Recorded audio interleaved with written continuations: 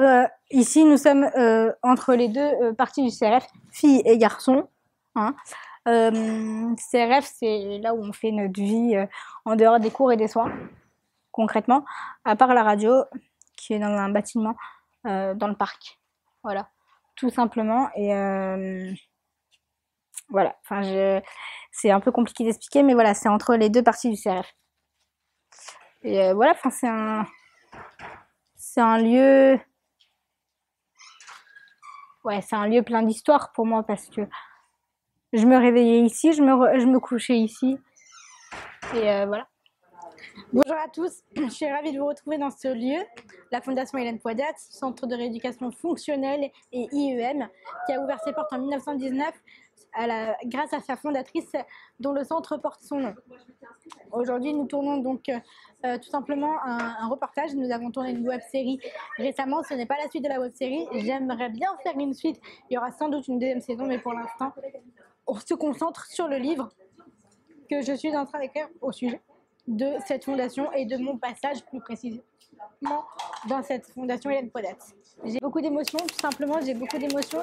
C'est beaucoup de souvenirs qui remontent à la surface. C'est ce qui me permettra justement d'écrire mon livre de façon plus simple, puisque je suis dans les lieux. Je me dis, voilà, là, je suis en train de manger une pizza, là où j'ai souvent mangé des pizzas avec des éducateurs. Aujourd'hui, je suis autonome, je suis accompagnée de 2 amis, donc il y a beaucoup d'autonomie qui s'est dégagée de cette prison dorée, puisque on ne sortait pas, ou on sortait le week-end, mais on était toute la semaine ici, on voyait personne d'autre qu'à part les autres résidents et le personnel.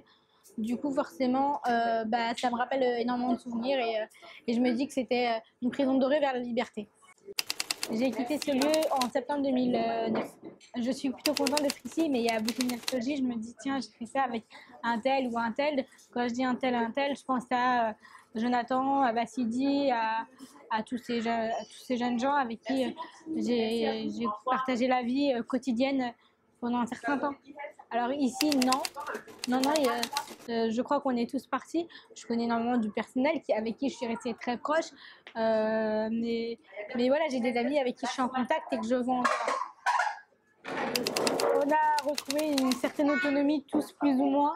On est plus ou moins autonome, on fait notre vie. On n'a pas oublié la fondation, mais c'est resté dans un coin de notre mémoire. Et voilà, on fait chacun notre vie. On a des parcours tout à fait différents.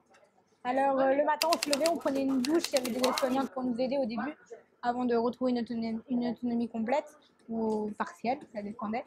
On se levait, on prenait notre douche comme tout le monde, on va dire. Et on allait en cours, on avait un emploi du temps aménagé. On avait un emploi du temps aménagé de façon à aller en cours et en rééducation. Mais à part ça, on avait une vie comme quelqu'un en internat. Alors pour le livre, il faut savoir que je m'inspire du journal intime que j'ai écrit sur le moment. Ça m'aide énormément. Et là, j'essaie de revenir sur les lieux pour me mémoriser quelques souvenirs que j'aurais oubliés ou que j'ai pas noté dans mon journal.